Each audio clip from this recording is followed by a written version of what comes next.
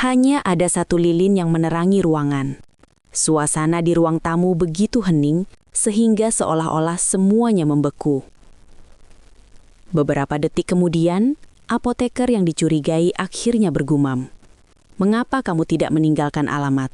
Dengan begitu, saya bisa mendapatkan sesuatu dari tubuh Anda." Dia terlihat seperti mengutukku, tapi dia benar-benar membujukku. Klein pura-pura tidak mengerti dan berkata kepada Black Snake, "Aku tidak punya peluang untuk selamat jika aku tidak bertaruh. Akan ada sepotong harapan jika saya bertaruh.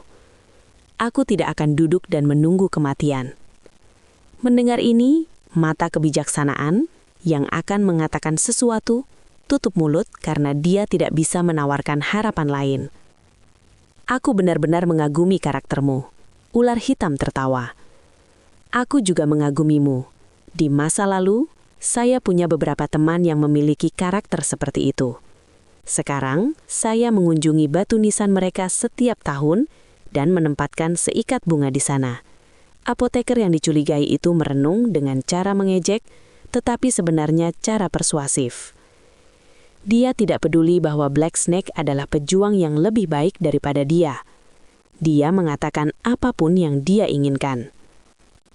Pak Apoteker pasti menderita karena emosinya. Diam-diam, Klein bersyukur. Dia menyerahkan kotak rokok besi yang berisi karakteristik Hunter Beyonder kepada petugas yang membawanya ke Eye of Wisdom. Pria tua itu mengeluarkan 400 pon uang tunai dari koper di sampingnya dan meminta petugas untuk memberikannya kepada Black Snake.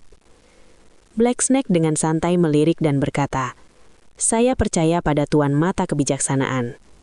Dia mengeluarkan sebuah kotak kayu kecil, membungkuk dan meletakkannya di tanah. Dia mendorong kotak sehingga benda itu meluncur ke arah Klein tanpa melalui petugas. Saat jari-jari Klein menyentuh permukaan kotak, dia mendengar suara ilusi samar dan segera merasakan rasa pusing yang kuat. Baginya, ini bukan sesuatu yang tidak bisa dia tangani. Bahkan tidak sebanding dengan suara ilusi keadilan dan perusahaan ketika mereka berdoa kepadanya. Setelah duduk tegak lagi, Klein dengan hati-hati membuka kotak kayu dan melihat telinga di dalamnya. Telinganya terlihat nyata, kecuali kulitnya gelap dan ada beberapa area hijau yang sudah membusuk. "Bagaimana cara menggunakannya?" Klein bertanya. Black Snake dengan santai menjawab, "Menggenggamnya tanpa sarung tangan sama dengan menggunakannya." Kamu sebaiknya pulang dan cobain ketika kamu sendirian." Klein tidak mengajukan pertanyaan lebih lanjut. Dia menutup kotak itu dan memasukkannya ke sakunya. Dia sengaja tersenyum pahit dan berkata, "Ini membuatku pusing." Setelah beberapa saat hening, apoteker yang dicurigai tiba-tiba berteriak, "Saya ingin membeli kristal sumsum musim preferen. Siapa yang memilikinya?" Saat suaranya bergema di udara, tidak ada yang menjawab. Apoteker memukul bibirnya dan bergumam, "Serius, tidak ada jawaban setiap kali ini ditanyakan." "Mungkin kamu bisa memesan kapal pesiar ke Pulau Sonia," gurau Eye of Wisdom. Spring of the Elf juga dikenal sebagai Sonia Golden Springs, dan orang bisa tahu dari namanya dari mana asalnya. Musim peri adalah cairan yang biasa dilihat dan merupakan objek dengan kerohanian yang raya. Namun, kristal sumsum dianggap bahan Beyonder dan tidak mudah dibeli. Setelah itu ada beberapa transaksi gagal di pertemuan itu. Eye of Wisdom bertepuk tangan dan berkata, "Mari kita akhiri di sini hari ini. Menurut konvensi, kita pergi satu persatu, masing-masing dipisahkan oleh 3 menit. Meninggalkan satu persatu, masing-masing dipisahkan oleh 3 menit. Ini untuk mencegah anggota Campbell dibuntuti dan dirampok." Ketika Klein menerima sinyal dari Eye of Wisdom, dia berdiri dan dibimbing oleh petugas meninggalkan ruang kegiatan dan pergi ke pintu depan. Dia melepas jubahnya yang berhuduk dan mengembalikannya kepada petugas sebelum mengikuti jalan dalam ingatannya kembali ke pintu belakang bar Brave Hearts. Kemudian dia melepas topeng besinya dan berjalan melalui dapur untuk melihat Kasparus berdiri di luar ruang kartu, di atas gonggongan anjing dan ceriakan orang. "Saya senang kamu bisa kembali." Penua berhidung merah menghembuskan nafas lega. Luka jahat di wajahnya tampak bergetar. Klein membungkuk dan berkata dengan suara rendah, "Adakah pertemuan seperti itu di masa depan? Sepertinya kamu tidak mendapatkan apa yang kamu inginkan. Tuan Suci badai hari ini.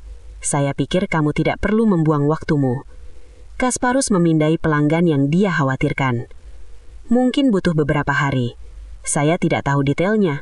Mari kita lihat apakah kamu bisa tepat waktu." Klein mengangguk dan bertanya, "Apakah Merrick ada di sini?" "Kamu masih berusaha meyakinkannya?" "Tidak, itu hanya akan membuatnya marah." Peringatkannya dengan suara berat. "Dia ada di ruang kartu di belakang kamu." "Tidak, saya tidak akan meyakinkannya. Saya berusaha menjauh sejauh mungkin dari dia agar zombie-zombinya tidak akan memberontak." Klein menyentuh peluit tembaga Azik di sakunya. "Saya mengerti." Dia meninggalkan Bravehearts Bar sekaligus, pergi ke apartemen satu kamar di Eastborough untuk buang air kecil sebelum kembali ke Minsk Street. Di dalam ruang kartu, Marriage masuk ke dalam dan dengan percaya diri membuka kartunya. Dia memiliki 3 raja dan sepasang nines, dan zombie di seberangnya memiliki sepasang sixes dan eights. Tiba-tiba, zombie mengambil inisiatif untuk mengungkapkan kartu tersembunyi, sepasang sixes. Babak ini, ia menang dengan 4 sixes. Marriage pucat itu duduk di sana dengan kosong dan segera merasakan semua zombie di sekitarnya dengan dingin menatapnya. Beberapa menit kemudian, dia terhuyung-huyung keluar kamar kartu dengan kaki gemetar dan hampir runtuh di pintu, sementara rombongan bawahannya yang biasa di dalam ruangan jatuh ke tanah.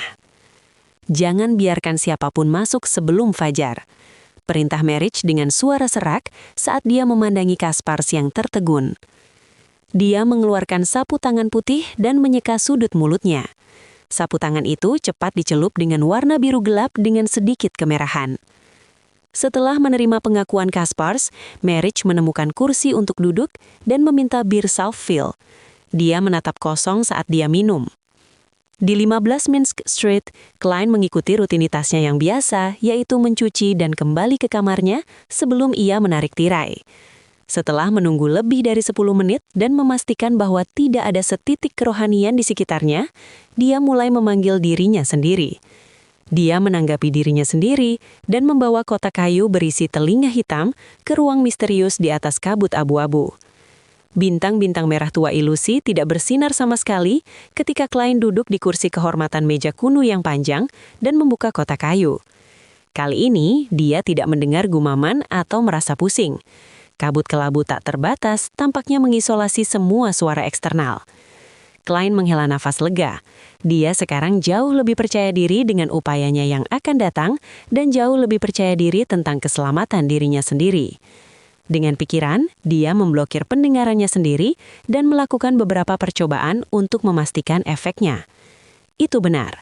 Klein mengangguk puas, mengeluarkan tangan dan meraih telinga hitam dengan tanda-tanda membusuk. Dia merasakan dingin dan licinnya, tetapi dia tidak mendengar suara makhluk agung yang digambarkan oleh Black Snake. Terpisah sepenuhnya, ini tidak akan berhasil. Tidak mungkin menggunakannya sendirian. Klein bergumam pada dirinya sendiri, bingung ketika dia memikirkan metode yang bisa dia gunakan untuk merangsang efeknya.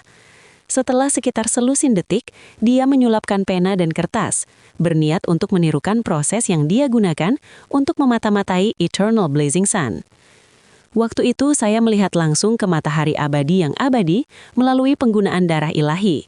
Kali ini saya hanya menggunakan sisa-sisa yang ditinggalkan oleh pendengar, jadi jelas tidak berbahaya.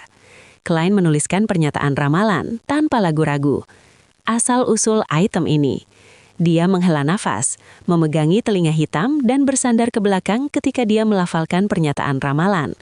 Setelah melafalkannya 7 kali, matanya menjadi gelap saat dia masuki tidur nyenyak. Di dunia yang buram, hancur dan kelabu ini, Klein melihat seorang pria berjuang di tanah. Dia berguling, menjerit, dan matanya melotot.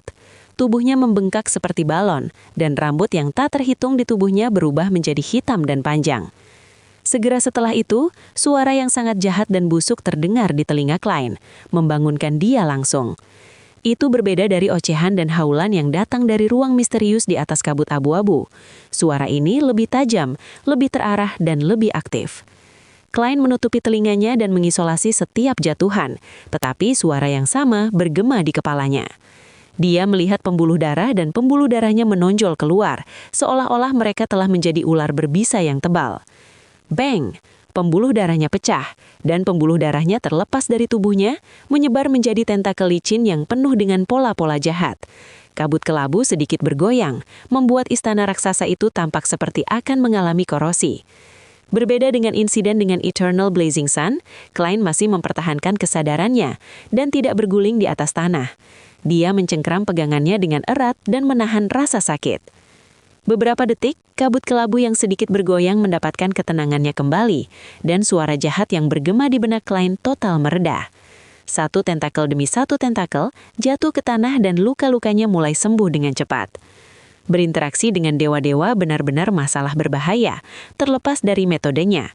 Syukurlah saya tidak menghadapi pencipta sejati secara langsung saat ini. Jika tidak, saya akan memiliki sisa-sisa kegilaan dan tanda-tanda kehilangan kendali dan akan mempengaruhi tubuh saya di dunia nyata. Klein lemah bersandar ke kursinya dan diam-diam mengejek dirinya sendiri. Proses ini berada dalam harapannya, dan itu tidak keluar dari kendalinya. Satu-satunya hal yang mengejutkan dia adalah bahwa pencipta sejati tampaknya lebih kuat daripada Eternal Blazing Sun.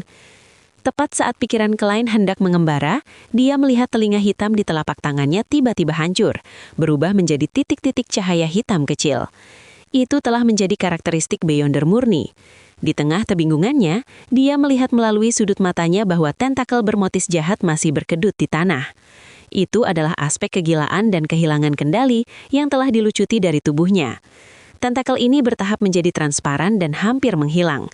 Kilat gemilang muncul di benak Klein. Dia menyebarkan titik-titik cahaya hitam kecil di tentakel yang licin. Gas hitam ilusi naik dan berubah menjadi langit yang terus-menerus dipenuhi petir. Latar belakangnya sangat pekat dan suram. Ini semua cepat hilang dari mata Klein. Di permukaan jimit besi hitam, di tanah terdapat banyak simbol, label sihir, pola menyeramkan dan nomor jalur bengkok. Klein membungkuk dan mengambilnya, dengan perasaan bahwa yang disegel di dalamnya adalah seorang maniak yang melaung. Dengan bantuan teknik ramalannya, dia hampir saja bisa menguraikan penggunaan jimit ini dari wahyuan, yaitu untuk membiarkan lawan mendengar raungan yang menakutkan, menulari mereka dengan kegilaan. Adapun hasil akhirnya tergantung pada kemampuan target untuk menahan serangan tersebut. Jika targetnya kuat, maka mereka mungkin mendapatkan manfaat darinya. Tetapi harganya menjadi seorang yang percaya pada pencipta sejati. Dan jika dia lemah, dia akan jatuh di tempat, mati di tengah-tengah tangisan tragis. Aku akan menyebutnya Language of Fallness. Klein bergumam dan menetapkan jimit untuk mengaktifkannya.